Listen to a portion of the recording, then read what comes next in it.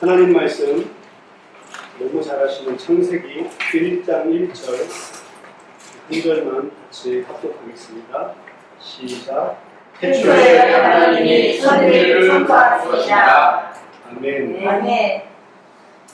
태초에 하나님이 천지를 창조하시니라. 성경에 가장 처음에 나와 있는 이 말씀이 믿어지면 모든 생각하고 판단하는 것들이 달라지게 되어 있습니다. 우리가 처음 살펴볼 것이 창세기를 통해서 하나님이 누구시고 그리고 인간이 누군지 이런 부분들에 대해서 자세하게 근본적인 부분부터 살펴보기로 하는데, 태초에 하나님이 천지를 창조하셨다라고 하는 이 사실이 믿어지는 사람과 믿어지지 않는 사람의 삶의 방식이나 생활, 가치관 전부 다 다르게 되어 있습니다.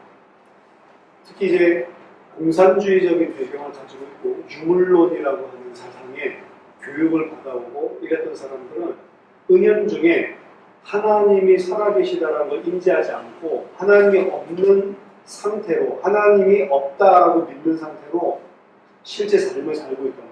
교회에 와서는 하나님 믿는다고 하지만 실제 삶의 방식이나 방법이나 이런 것들은 전부 세상에서 교육된 대로 하나님을 인정하지 않고 그냥 인간적인 그리고 유물론, 오직 내가 보고 만지는 이것만 있다라고 생각을 하고 살아간다는 거예요. 그렇기 때문에 실제 삶 속에서 그리스도인의 삶이 안 나올 때가 많습니다. 나도 모르게 그냥 육신적으로, 세상적으로 그 세상의 시스템 속에서 살아가고 있는 거죠. 하지만 성경에 만약 창세기에 처음 나와 있는 이 말씀, 하나님이 천지를 창조하셨다라는 것이 믿어지면 그 사람은 다른 방법으로 또 다른 목적과 다른 내용을 가지고 살게 되어 있어요. 이 사실이 믿어지는 것은 어떻게 보면 우리가 하나님 창조한 것을 본 것도 아니고 그리고 하나님이 눈에 잡히는 분도 아니시기 때문에 이게 믿어진다라고 하는 것은 하나님의 은혜입니다. 네. 하나님의 은혜 없이는 하나님 모든 것을 창조하셔서 믿어질 수가 없는 거예요. 흔히 이제 유물론이라든지 그리고 세상에서는 진화론이라는 걸 가르치죠. 그래서 사람이 그리고 또 이 모든 것들, 생물들이 그냥 발생하는 것, 그냥 우연한 찬스로 발생한 것이지 무슨 창조주 하나님 뭐 이런 게 어디 있냐 이제 이런 식으로. 특히 이제 19세기에 찰스 다윈이 이야기했었던 종의 기원 이런 책들 때문에 사람이 진화론이 맞구나, 그 창조주 하나님 이건 미개했을 때 사람들이 과학적인 지식이 없을 때 믿었던 거지 실제로 그게 사실이 아니구나 이런 식으로 많이 심어놨던 거예요. 그리고 그런 교육들을 뭐 이 나라에서도 그렇지만 미국에서도 하고 있고 전 세계에서 다 일반화시켜서 해오고 있기 때문에 많은 사람들이 이제 창조주 하나님 이야기하면 아직도 그 옛날 100년 전에 이야기하고 있는 이런 식으로 생각을 하는 거죠. 이 진화론이라고 하는 거는 이미 BC 610년에서 546년, 그러니까 BC 7세기, BC 6세기, 지금부터 거의 2600년 전 그리스의 철학자였던 아낙시만더라고 하는 사람이 이미 주장한 거죠. 그게 19세기에 들어와서 주장한 게 아니고 그 사람이 주장한 건 뭐냐? 창조 없다, 창조주가 어딨냐, 하나님이 어딨냐라고 말하면서 인간은 물고기에서 진화하는 것이다. 이미 이 사람만 그런 게 아니고 이 사람의 제자들이 많잖아요. 이미 헬라 철학자들 가운데 이런 이 진화론을 주장하는 사람들이 많고 그런 것들이 이 사람들뿐만 아니라 다른 과학하는 사람들은 이런 사람들 통해 가지고 계속해서 있어 왔던 사상이라고. 하나님 없고 우연하게 자연적으로 발생한 것이 생명이고 인간이다라고 하는 것을 계속 주장을 해왔단 말이에요. 이게 체계적으로 논문을 6차례의 논문을 거쳐서 이 다윈이 발전을 시키고 총 체계화하고 종합한 것이지 다윈이 어느 날 뚝딱 만들어낸 게 아니란 말이에요. 하나님 떠나고 타락한 인간이 결국에는 육신적으로 하나님 모르니까 세상적으로 생각해서 내 생각과 내 기준으로 모든 가설을 세우고 그것이 맞다고 주장한 게 진화론인데, 이게 그냥 인간의 타락은 아담 때나 그리고 지금이나 똑같기 때문에 언제든지 이 생각이 있었던 거지 어느 날 갑자기 막 18세기 사람이 악해져가지고 진화로 말한 게 아니라고. 제가 이거 그리스의 철학자들 이 역사들 보면서 와 진짜 이 사람들 똑똑하구나. 이 사람들 다 똑똑한 사람들입니다. 우리는 천동설, 지동설도 지구가 돈다라고 하는 것 때문에 막 중세시대 때 막 잡아 죽이고 막 그랬잖아요. 근데 이 지동설을 이야기했었던 게 이미 BC 200년대, 그러니까 BC 3세기 살았던 이 헬라 철학자가 이미 말을 해주더라고요. 아리스타르쿠스라고.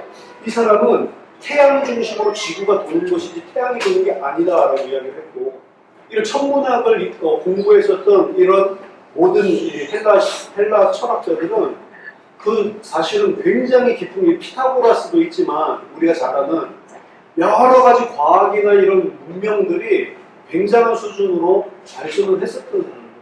그리고 이미 달은 자기가 빛을 내는 게 아니고 다른 광원으로부터 빛을 받아서 반사하는 것 뿐이다. 이런 거를 말했다는 거예요. 우리는 뭐 TV에서 보고 이래서 배워가지고 아는 거지 우리가 그거 관찰하고 모르잖아요. 근데 우리들보다도 훨씬 똑똑하고 뛰어난 사람들인데 이 사람들이 옛날부터 주장했었던 게 진화론이에요. 그렇기 때문에 이러한 사상, 하나님을 모르고 인간 중심으로 판단하고 창조주는 없다라고 하는 사상은 인간들 안에 굉장히 오랫동안 사상화되고 이론화돼서 뿌리박고 있었던 거고, 이런 것들을 본격적으로 학교에서 가르치기 시작하면서부터 지금 많은 크리스찬들조차도 진화론 이야기 들으면 헷갈리기 시작합니다. 아, 진화가 맞는 것인가? 이런 식으로 헷갈리기 시작합니다. 진화론은 간단하게 말하면 뭐냐면 아무 생명이 없는 무기질이 우연하게 오랜 기간 동안에 유기질이 되고 오랜 또 기간 수억 년 그 유기질이 단세포 동물이 되고 그 단세포 동물이 오랜 기간 지나니까 어류가 되고 어류가 또 오랜 시간 지나니까 양서류가 되고 양서류가 오랜 시간 지나니까 파충류가 되고 파충류가 오래 지나니까 포유류가 되고 포유류가 오래 지나니까 영장류가 되고 그 영장류 가운데 원숭이나 뭐 이런 것들 중에 인간이 이제 태어났다라고 하는 거예요. 오랜 기간으로 모든 것을 다 땜빵하는 겁니다. 그리고 그 오랜 기간 동안 발전하는 방향은 뭔가 변화하는 자연 생태계나 이런 환경에 적응하기 위해서 발전을 한다는 거예요. 그래서 많이 창조과학에서 이야기하면서 예를 들어주는 게 이 박쥐에 대한 이야기인데요. 이 사람들이 주장할 때 오랜 기간 이야기를 하면서 그 오랜 기간 동안에 있었던 그 변화를 보여주는 화석을 가지고 진화론자들은 증명을 하거든요. 그래서 시조새 같은 것들 들어보셨습니까? 부리가 있고 분명히 새의 모양인데 꼬리도 있고 그리고 이빨도 있고, 그래서 이게 뭔가 어류에서 조류에서 뭔가 이 육지에 사는 이런 종류로 변화된 그 중간 단계에 있는 어떤 새의 모습, 어류도 아니고 조류도 아니고 포유류도 아닌 어떤 그 중간 단계의 모습을 보여주는 화석이 발견됐다라고 해서 엄청나게 그 유명한 거예요. 근데 이제 예를 들어 보면 쥐가 어느 날 살다가 이거 땅바닥을 뛰어다녀가지고는 힘들겠다라고 생각을 해서 내가 날개가 필요하겠다라고 한 게 생각이 되면 갑자기 쥐가 어느 날 날개가 생기는 게 아니잖아요. 갑자기 생기는 게 아니고 오랜 기간 동안 갑자기 겨드랑이에서 뭐 털 같은 게 나기 시작하다가 이게 뭐지 이렇게 하다가 그게 점점 자라고 이렇게 해서 날개가 되고, 그러면서 쥐와 박쥐가 다르게 되는 건데, 예를 들어서 쥐가 그런 식으로 날아야 될 필요성 때문에 겨드랑이에서 뭐가 점점 튀어나와가지고 오랜 기간 동안 이 겨드랑이에 있었던 것이 갑자기 날 수 있는 날개가 되기 위해서 수억 년이 흘렀을 거고, 그리고 박쥐가 됐다고 생각을 해보세요. 그럼 화석이 어떤 화석이 제일 많이 발견돼야 되죠? 쥐의 화석이 많이 발견돼야 됩니까? 박쥐의 모습이 발견돼야 됩니까? 아니면 중간에 겨드랑이 털난 그 화석이 많이 발견돼야 됩니까? 겨드랑이에 털난 이 화석이 제일 많이 발견돼야 되는 거예요. 조금씩 변화를 했다면서요. 한꺼번에 변하는 게 아니고 오랜 기간 동안 했다면서요. 근데 우리가 가지고 있는 화석은 겨드랑이에 털난 쥐가 하나도 없어요. 전부 다 쥐 아니면 박쥐밖에 없는 거예요. 그러니까 그 중간 단계의 화석이 엄청나게 더 많아야 되는 거예요. 근데 중간 단계의 화석이 없다고요. 무조건 하고 그렇게 됐을 것이다 라고 가설이지 진화론은 절대로 입증된 과학적인 법칙이 아닙니다. 과학에 입증이 되고 모든 사람들이 다 인정할 수밖에 없는, 부인할 수가 없는 실험을 거쳐서 검증을 받아야 과학적인 법칙이 되는 거지, 그거 없이는 과학이라고 하지 않는 거예요. 그래서 진화론과 창조론은 전부 다 가설이지, 우리들이 가정을 하고 진화했을 거야, 창조했을 거야 주장하는 것이 과학적으로 입증될 수 있는 영역이 아니란 말이에요. 그래서 창조론도 믿음이지만 진화론도 믿음이라고요. 과학이 아니고. 그렇게 했을 거다 가설을 세워놓고 믿는 믿음이라고요. 오늘 저는 뭘 말씀드리고 싶냐면, 창조론을 믿는 것보다 진화론을 믿는 것이 훨씬 더 엄청나게 큰 믿음이 필요해요.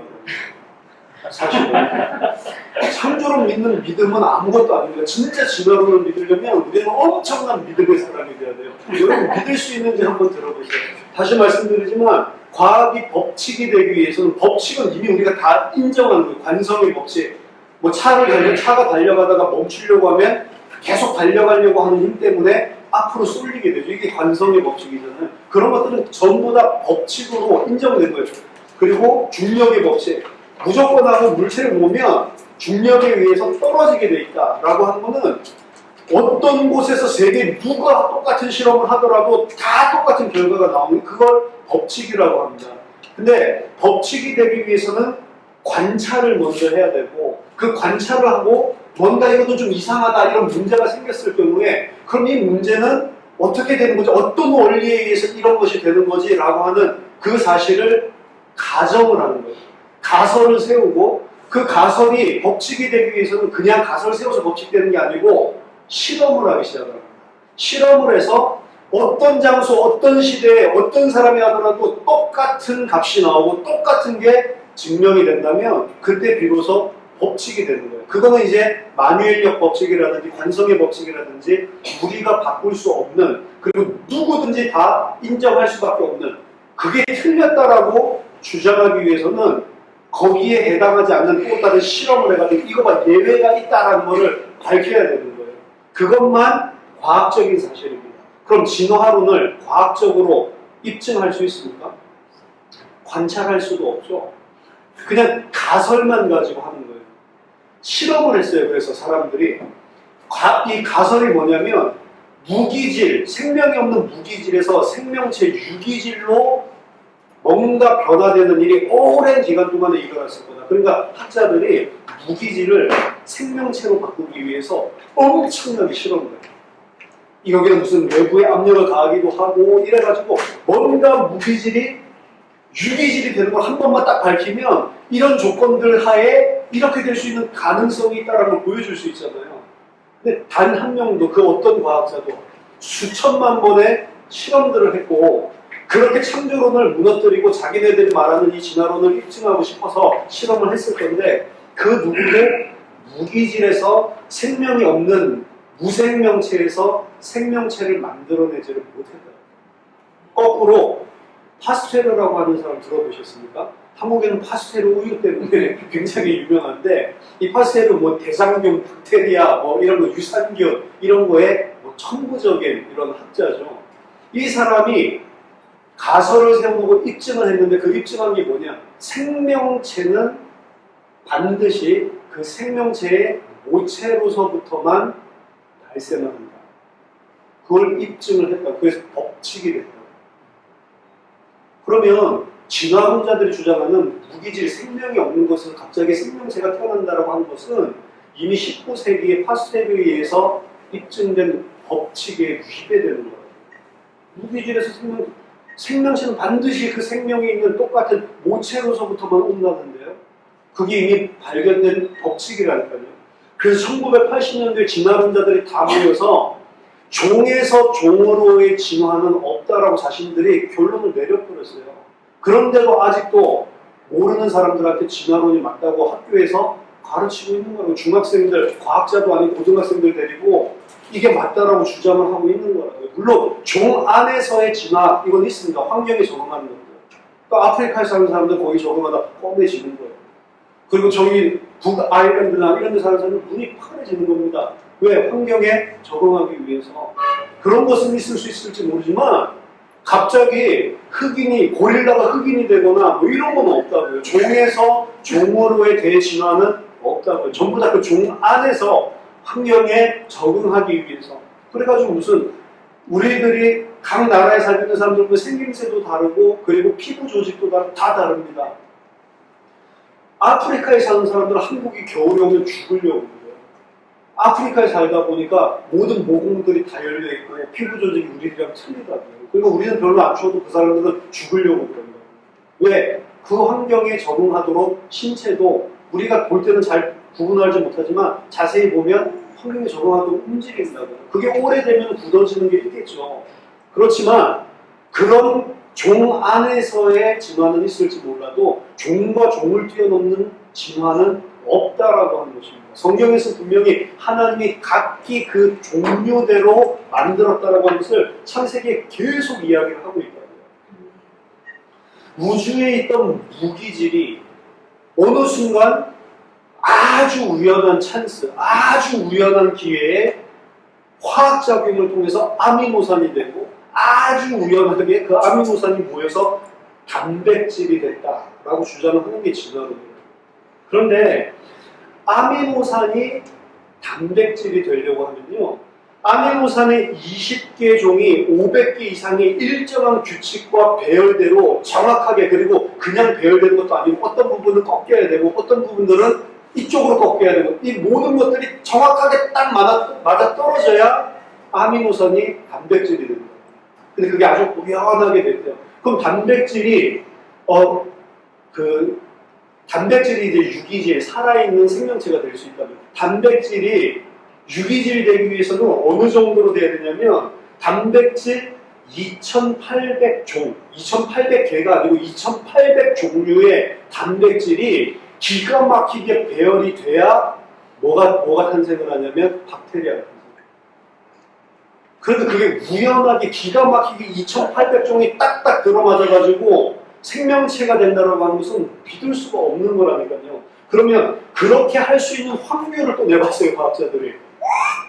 아미노산이 만들어지고, 아까 아미노산 어떻게 만들어지는지 말씀드렸죠? 아미노산이 단백질이 돼가지고 그 단백질이 2800종이 모여가지고 박테리아가 되는데, 그렇게 될 수 있는 확률이 뭐냐? 10의 10만 승의 1입니다.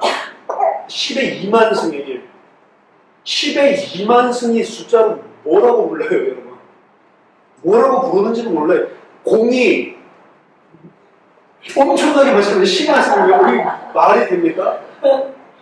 10의 50승의 1, 그 확률에서 제로라고 해요. 10의 50승 이상의 확률은 이 세상에 절대로 일어나지 않는다는 거예요. 근데 10의 50승의 1도 아니고 10의 2만 승의 1이라니까. 근데 그게 믿어져요? 그 믿어지는 거는 진짜로 대단한 믿음이에요. 마치 동전을 이 중국에서 제일 높은 빌딩이 뭡니까? 제일 높은 빌딩 높이로 쌓아 올리는데 던지고 동전을 계속 던지는데 차고 쌓여가지고 그 높은 빌딩 높이만큼 쌓이는 확률이라니까. 우연히 그렇게 될 수 있겠죠. 근데 해보세요, 여러분들이. 100만 년을 그거 해보라고. 되는지. 이 사람들이 늘 이야기하는 게 수억 년 던져보라고 해도 되겠나, 안 되겠나. 안 되게 되어 있습니다. 왜 수억 년을 던져도 10원짜리를 그 높이까지 못 쌓냐? 못 쌓을 수밖에 없어요. 그것도 과학적인 법칙 때문에 그렇습니다. 그냥 확률의 게임이 아니고 과학적인 법칙상 내가 무분별하게 던진 그 동전이, 그리고 심지어 노력을 한다 할지라도 차곡차곡 쌓여가지고 하나도 중간에 오차도 없이 그게 흐트러지지 않고 그 빌딩 높이만큼 되려고 하면 이거는 과학의 법칙에 어긋나는 걸 지금 지도하는 거기 때문에 여러분 암만 해도 안 돼요. 무슨 빌딩 높이가 아니라 10개만 해보세요. 10개 쌓는 것만 평생 해보세요. 평생 해도 안 될 겁니다. 동전 10개를 갖다가 딱 쌓기 위해서 던져보라니까 그걸 잘 조준해가지고 조준해서 던져도 안 되는 거예요. 근데 그게 우연히 생겨요? 우연히 내가 동전을 갖다 10개 던졌는데 쫙 세워져요? 말도 안 되는 걸 믿고 있는 거라고요. 그러면 왜 이게 안 되는지를 설명하겠습니다. 열역학 제1법칙이라는 게 있어요. 열역학 제1법칙, 법칙이에요.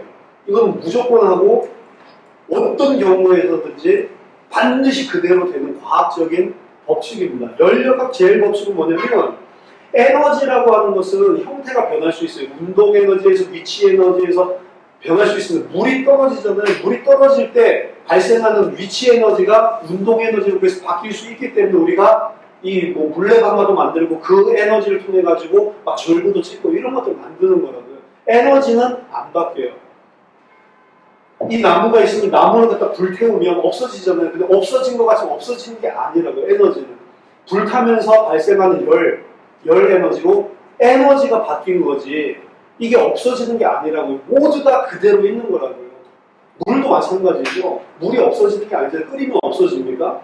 계속 하니까 우리 오늘 아침에 밥을 먹는데 이건 물을 부어도 좀 있으면 물 없어지고 물을 부어놔도 없어지고 4번 하다가 그냥 물 없이 먹었는데 물은 없어지는 게 아니잖아요. 물은 에너지가 가해지면 뭐 기체로 됐을 뿐이지 어딘가에 있는 거지 물이 없어지는 법은 없는 거잖아요. 마찬가지로 에너지는 안 없어진다는 그거는 법칙입니다. 무조건 하고 이거는 이 우리가 살고 있는 자연현상들 속에서 무조건 하고 그대로 일어나는 거예요. 그리고 열역학 제2법칙이 있습니다. 열역학 제2법칙은 뭐냐면 자연적으로 발생하는 모든 현상은 무질서한 방향으로 에너지가 감소하는 방향으로 흘러간다는 거예요. 그러니까 우리가 공을 갖다가 집어 던지면 우리가 공에 에너지를 줬잖아요. 그 공은 반드시 서게 돼 있어요. 에너지가 감소하는 방향으로 감소하고 가장 안정된 방향으로 흘러간다. 우리가 담배 연기 같은 것들 딱 뿌리면 그 담배 연기는 딱 모여가지고 계속 어딜 날아다니는 게 아니에요. 무질서한 상태로 풀어져서 분명히 좀 더 연기가 여기 있었는데 없어지는 방향으로 움직이는 거라는 거예요. 그래서 만약에 에너지가 그대로 남아있고 에너지가 증가를 한다라고 한다면 자연적으로 혼자서 그거는 법칙에 맞지가 않는 겁니다. 하지만 생각해보세요. 이 열역학 제1법칙, 제2법칙 이 두 가지 법칙 가지고만 보더라도 진화론이 얼마나 말이 안 되는 일인지 알 수가 있다고요. 진화론은 단세포에서 다세포로 발전하는 거죠. 단세포에서 이 다세포로 발전한다는 것은 에너지가 그 생물 자체에 늘어난다는 겁니다.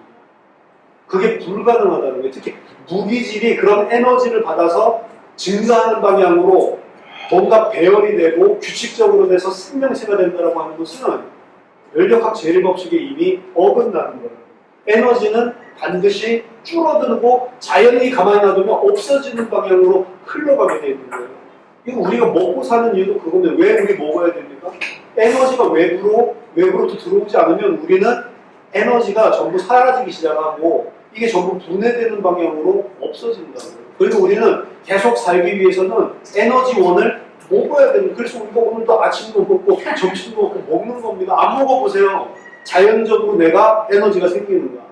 안 생긴다니까요. 세상은 그런 방향으로 발전하지 않는다니까요. 물질을 구성하고 있는 입자도 가만히 두고 외부에서 어떤 특정한 힘이 가해지지 않으면 전부 분산돼서 없어지는 방향으로 흘러간다. 그래서 우리가 죽고 나면은 더 이상 에너지 공급이 없죠. 더 이상 아무것도 주어지지 않죠. 그럼 어떻게 돼요? 점점 흩어져서 흙으로 되어가거든요. 결국에는 우리가 살기 위해서는 에너지가 계속 들어가고 뭔가가 나에게 공급되기 때문에 내가 살아있는 거지 그게 끊어지면 우리는 계속 그 에너지가 흩어지고 무질서 쪽으로 흩어질 수밖에 없는 방향으로 가게 되는 겁니다. 안 믿어지시면 해보세요. 한 100일만 굶어보세요. 그러면 맞구나 진짜 법칙이네 여러분들이 인정하게 될 겁니다. 그렇지만 진화론을 보세요. 진화론은 무질서로 흩어지는 게 아니고 계속 발전을 하는 방향으로 주장을 하고 있는 거예요. 그럼 발전을 하는 방향으로 주장한다면 발전을 하고 유지가 되려면 뭐가 있어야 돼요? 외부에서 가해지는 에너지가 반드시 있어야 된다. 그래서 단세포 동물이 다세포 동물이 되려면 반드시 외부에서 뭔가의 힘에 의해서 의도적으로 움직여야지 그렇게 되는 거지 그냥 자기가 혼자서 이렇게 단세포로 살기 싫어 나 다세포 될 거야 라고 발전하는 방이 없다고요. 그게 과학적인 법칙이라고. 그럼 외부에서 이 단세포 동물을 다세포로 만들기 위해서 가해지는 그 힘, 에너지가 뭡니까? 그걸 우리는 창조주 하나님이라고 생각합니다. 더더군다나 이 사람들이 말하는 가설은 처음에 무조건 무기질이 있어야 되잖아요. 그 무기질은 어디서 왔습니까? 그거 설명을 못해요. 그 무기질은 외계에서 왔다. 그 외계는 어디서 만들어진 거냐면 모든 것을 가보면 결국에는 창조주라고 하는 분이 있지 않으면 안 되는 거라고요. 근데 우리가 잘 보세요. 난 유물론 아니야. 나는 이제 창조주 믿어 라고 생각을 하면서도 사실은 이 세상은 하나님 없다라고 생각하고 발전이 됐잖아요. 그래서 이 세상의 법칙대로 우리는 교회에 왔을 때는 하나님 살아계셔, 하나님 창조주야 라고 생각을 하지만 이 세상에서 내가 일을 하고 이 세상에서 인간관계를 하고 이 세상에서 살아갈 때는 하나님 없다라고 생각한 것대로 이 사회가 전부 다 발전을 했기 때문에 나도 세상에 살 때는 하나님 없는 것처럼 살아갑니다. 그게 우리의 문제입니다. 그러니까 우리가 정확하게 하나님의 말씀과 그리고 실제 내 살아가는 삶에까지 이 믿음이 나를 파고들어오지 않는다면 사실은 우리는 믿는다고 하면서 실제 살 때는 불신자랑 똑같이 사는 거예요. 우리가 근본적으로 이게 계속 뭘로 바꿀 수 있어요? 바꿀 수 있는 것은 하나님의 은혜고 하나님의 말씀입니다. 근데 하나님의 말씀 중에 가장 근본적이고 우리가 생각해야 될 게 창조주 하나님에 대한 지식입니다. 하나님이 계시고 하나님이 모든 것을 창조하셨다. 그거는 유에서 무기질에서 유기질로 창조한 것도 아니고 아예 무에서 유를 창조하는 거예요. 아무것도 없는데 창조하신 겁니다. 태초에 하나님이 천지를 창조하십니다. 태초에라는 말이 나오고 천지라는 말이 나왔죠. 태초라는 것은 시간을 말하고 천지라고 하는 것은 공간을 말하는 거잖아요. 하나님이 시공간을 만드셨다고요. 그럼 시공간이라고 하는 것은 이 개념 잘 알아두세요. 하나님은 시공간에 매이십니까? 안 매이십니까? 안 매이시죠. 그게 무슨 말이냐면 하나님은 시공간을 초월한 영역에 지금 계시다라고 하는 거예요. 그 영역을 영원의 세계라고 합니다. 영원의 세계라고 하는 시간이 없어요. 하나님이 공간을 만드시고 천지를 창조하시죠. 천지를 창조할 때부터 공간에 따른 시간이 생기는 거예요. 시간이랑 공간이랑 분리될 수가 없습니다. 공간이 생기는 순간 시간이라는 개념이 생기는 거예요. 시간과 공간은 떨어뜨릴 수가 없는 개념이에요. 천지를 창조하는 순간이 태초예요. 그래서 인간에게 보면 천지를 창조하는 순간이 시간이 만들어지는 거예요. 근데 하나님은 이 시공간에 매이는 분이 아니고 영원한 세계에 살고 계십니다. 우리는 지금 시공간에 매여서 살고 있죠. 우리가 죽으면 우리 어디에 가요? 우리도 영원한 세계로 가죠. 영원한 세계에 가서 심판받겠죠. 많은 사람들이 이렇게 얘기합니다. 우리 죽으면 어디 있어요? 천국에 바로 가요? 지옥에 바로 가요? 예수님 재림하실 때까지 우리는 어디 있어요? 이러니까 신학자들이 중간계라는 걸 만들었어요. 중간계. 그래서 뭐 잠시 연옥에 집어넣기도 하고, 그리고 잠시 천국은 아니고 패러다이스, 낙원에 있기도 하고, 그런 걸 이야기합니다. 그 신학적인 문제고 오랫동안 계속 주장하고 싸우고 있는 내용, 성경에서 정확하게 말을 하지 않으니까. 근데 생각해 보세요. 여러분이 죽었다가 일어나면 중간계에 있다가 주님이 재림하시면 이제 부활해서 심판을 받는다. 이렇게 생각을 해본다면 그건 무슨 생각이냐면 내가 죽어도 여전히 시공간에 매여 있다는 소리예요. 죽으면 우리는 시공간에 매이는 게 아니고 나의 영혼, 나의 실체는 영혼의 세계로 들어갑니다. 그럼 그 영혼의 세계는 과거, 현재, 미래가 있어요? 없어요? 없죠. 100년 전에 죽었던 사람도 일어나 보면 영혼의 세계에 바로 즉시 있는 거고, 내가 100년 후에 지금 죽었다가 일어나도 바로 영혼의 세계에 있는 거예요. 우리가 생각할 때는 일어났는데 예수님이 이제 언제 재림하실 거예요? 우리가 많이 보고 있다가 이제 예수님 내려가시네? 그거 보는 게 아니라고요. 우리가 일어나면 바로 그게 우리 죽음과 동시에 눈을 뜨는 순간, 영혼의 세계에 들어가는 순간이 바로 심판이죠. 바로 재림입니다. 내가 죽고 나서 1000년 있다가 된다. 그거는 이 시공간에 매인 사람들 생각이고, 시공간에 매이는 게 아니고 우리가 죽었다가 눈 뜨면 바로 재림의 시간표고 심판의 시간표입니다. 1000년 전에 죽으나 지금 죽으나 똑같은 거예요. 우리가 10년 더 살고 죽으나 지금 죽으나 똑같은 거니까. 그래서 이걸 알고 믿음이 있는 사람은 죽음 두려워하지 않는 겁니다. 네. 죽음 아무것도 아니에요. 우리 죽었다가 일어나면 대단하게 진짜 두려워해야 될 것은 하나님의 심판이에요.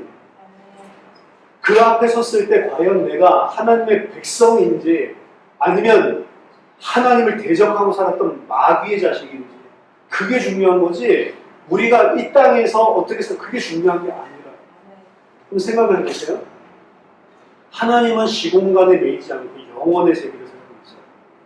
그 하나님이 시공간이라고 하는 어떤 공간, 우주, 지구, 공간을 만들고 시간이라고 하는 개념이 그때부터 생겨나기 시작했어요.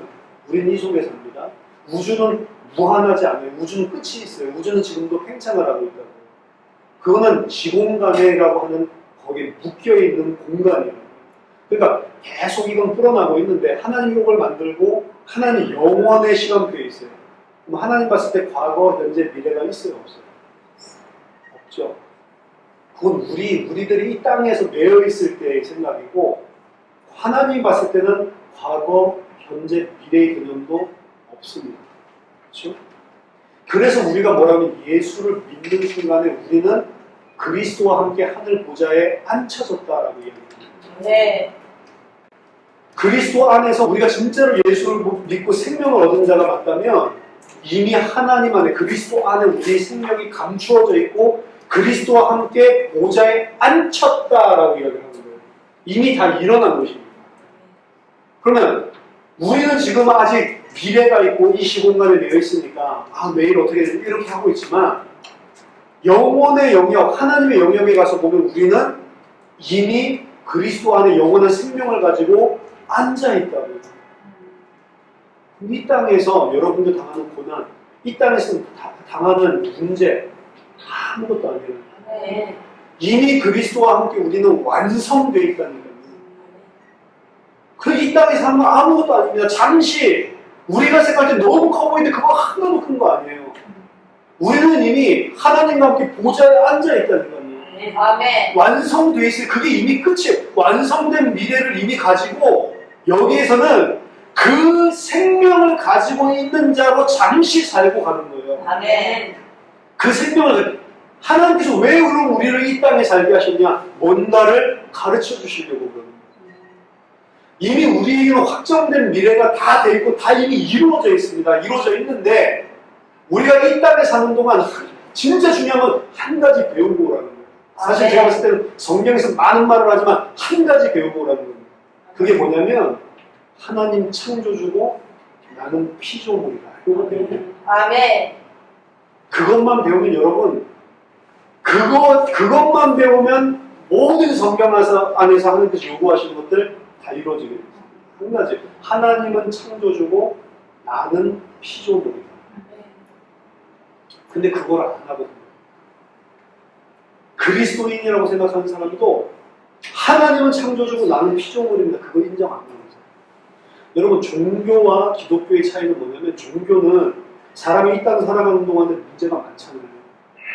그 문제 해결해. 이 사람은 무슨 완성된 미래도 없고 영혼의 영역 이런 것도 모르기 때문에 이 사람은 그냥 당장 내가 있는 이 문제 해결하고 싶어. 근데 그 문제를 내가 해결할 능력이 없어요. 그러면 어떻게 합니까?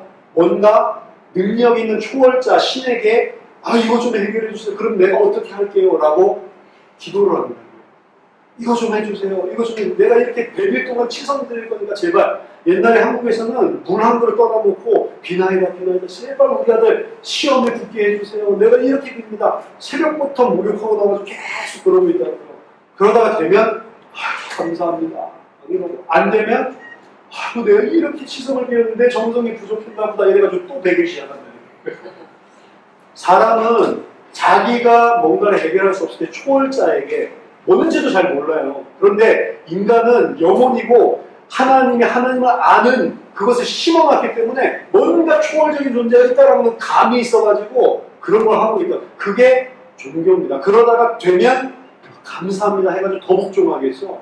그게 종교고 그게 우상숭배예요. 근데 생각해 보세요.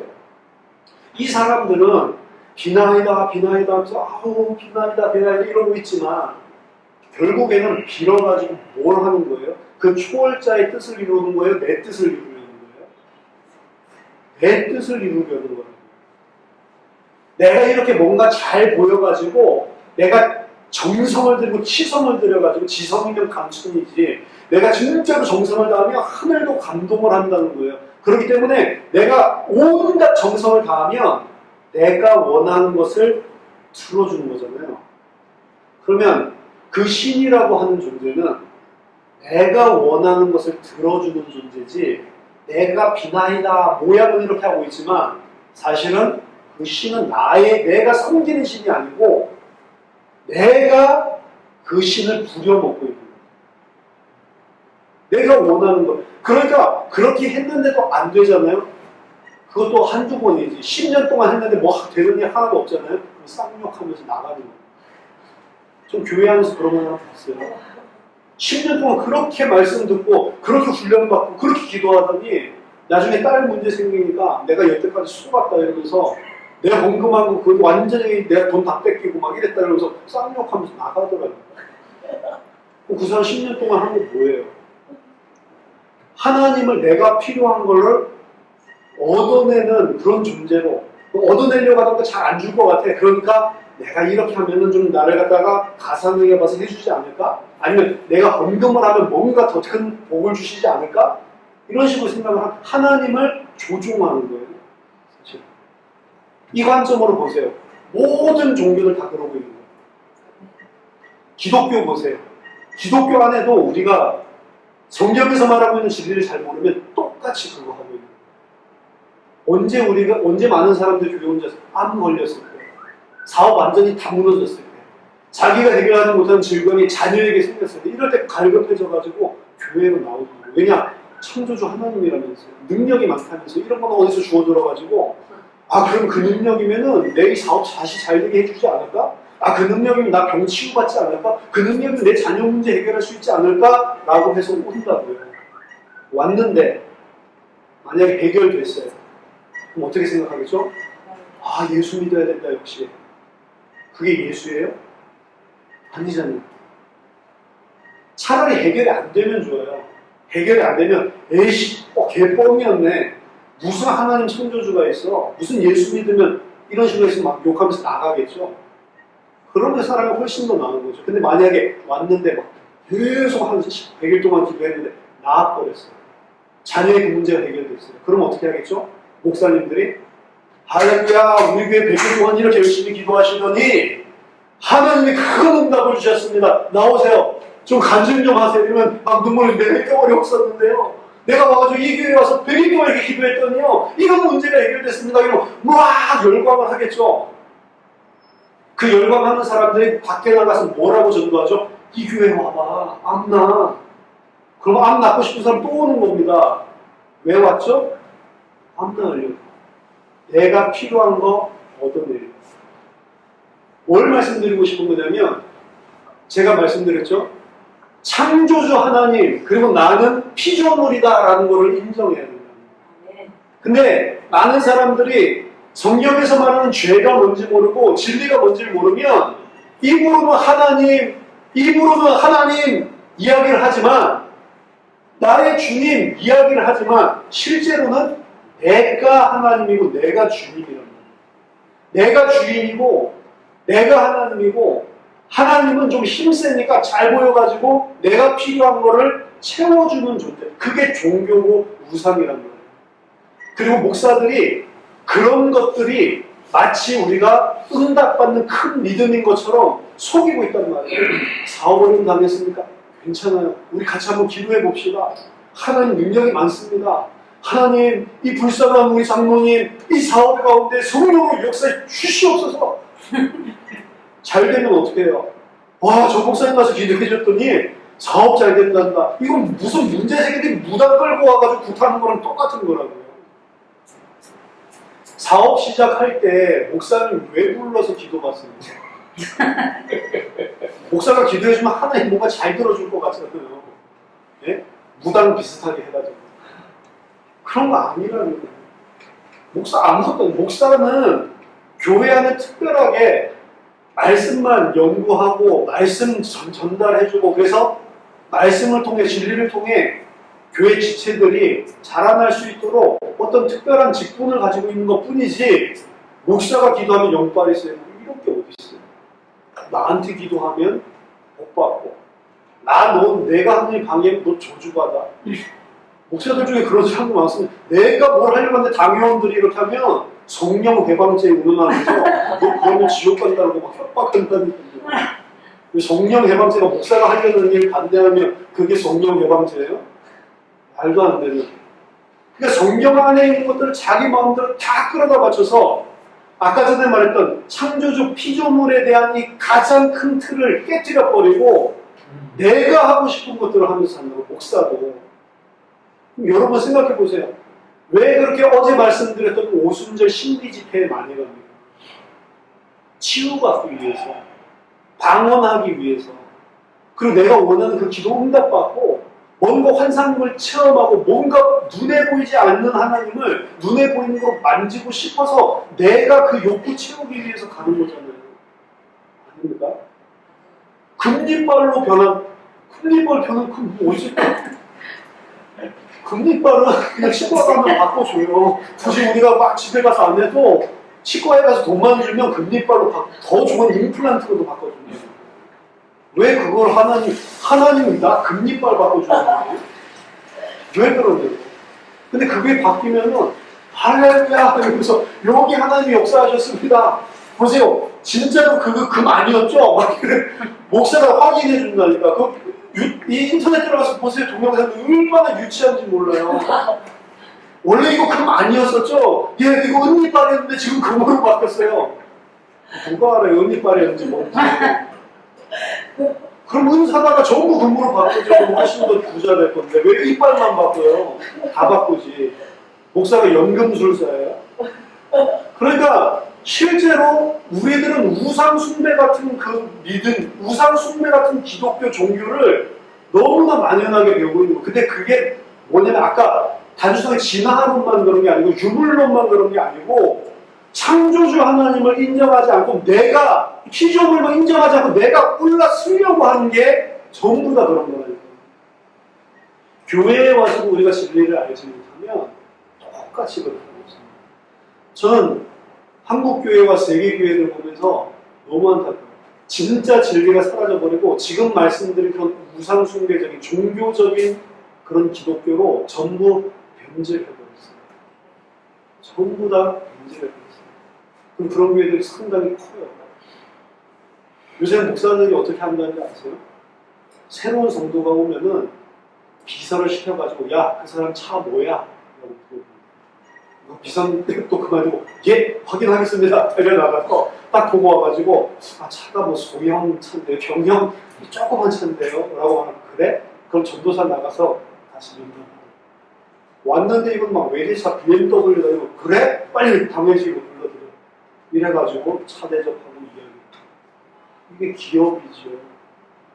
부흥 집회하면 여러분 막 엉뚱한 거 막 체험하게 하고 막 사람들 막 들뜨게 하고 각종 병난 사례, 각종 사업 잘 된 사례, 내 기도 받았더니 어떻게 된 사례들을 3일 동안 쭉 늘어놓죠. 왜 늘어놓습니까? 마지막 날에 이제 하나님 앞에 결단해야 될 시간표가 왔다라고 늘 외치면서 우리가 하나님 앞에 이런 응답을 받기 위해서는 믿음을 보여야 하는데 믿음을 뭘로 보이냐? 돈으로밖에 보일 수 없는 거다. 생명은 다 그건 말이지. 지금 생명은 돈이다. 그래서 여러분들이 진짜 이거 3일 동안 집회했던 이 내용을 믿고 하나님을 신뢰한다면 오늘 결단해라. 1억 헌금할 사람, 5천만 원 헌금할 사람 계속해서 내려갑니다. 100만 원 할 사람, 아멘. 50만 원 할 사람. 제가요 이게 1억부터 쳐서 내려오는데 중학생 때 이거 나도 믿고 나가니까 진짜로 다 믿는데 표현을 안 하면 안 믿는 거라니까 나도 표현하고 싶은데 이게 100만 원이 어디 있어요 중학생이. 어디에서 하지? 계속 내려오는데 어디까지 내려올지도 모르겠고 100만 원에서 끝나면 어떻게 하지? 50만 원 내렸을 때 철벽 먹었어요. 그러면서 또 읽어주죠. 서원하면서 안 갚으면 하나님께서 미워하신다고, 저주를 받는다고, 하나님 또 도둑질 하지 말라고, 하나님 도둑질해서 어떻게 망했는지 막 성경책에서 읽어주죠. 저는 목사님 집안이고 또 장로님 큰 일들 하시니까 그렇게 해가지고 돈 모아둔 거를 어떻게 쓰는지를 알고 깜짝 놀랐어요. 우리가 그런 식으로 집회를 해가지고 한 15억 정도 작정 헌금이 나왔거든요. 물론 직접 헌금 낸 것도 있어요. 몇 천만 원은 직접 아예 현금으로 들어오고 15억이 작정이 됐다는 거예요. 그 15억 중에 10% 1억 5천을 떼가더라고요. 나 15억 벌게 해줬으니까 1억 5천 11조 달라는 거예요. 근데 예를 들어서 7천만 원밖에 현금이 안 나왔어. 그럼 1억 5천을 주려면 8천만 원 빚을 져서 줘야 돼. 그게 개사기꾼이지. 목사예요? 성경에 그런 게 어디 있어요? 말도 안 되는 짓을 한다고. 근데 사람들은 그걸 합니다. 왜 하는 줄 아세요? 그래야 믿는 것 같고, 그래야 하나님이 나를 갸륵하게 보고 복 줍니다. 목사만 그런 게 아니고 거기에 휘둘려가지고 헌금하는 사람도 다 하나님 복 받으려고 합니다.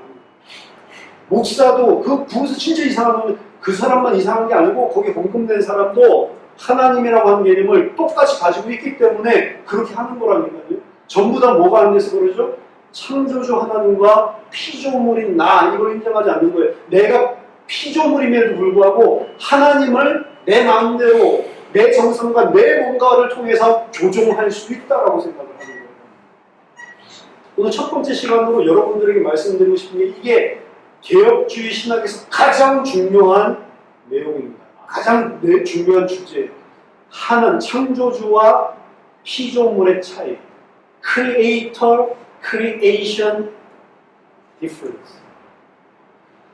창조주와 피조물 사이에서는 건널 수 없는 갭이 있다는 거예요. 절대로 우리는 하나님을 내 마음대로 매니플레이트, 조정할 수가 없고, 하나님은 내가 이렇게 해달라고 하면 그렇게 해주는 분이 아니라는 거예요. 내가 창조주와 피조물의 그 차이점을 정말로 안다고 하면 당연히 나와야 될 게 뭐냐? 나는 그 창조주 하나님 앞에 납작 엎드려가지고 순종하는 것밖에 없는 거예요. 아멘. 순종하지 않는다면 나는 뭐예요? 내가 하나님의 영역에 올라서려고 하는 거예요. 네. 그게 죄라고 하는 거예요. 다른 게 죄가 아니에요.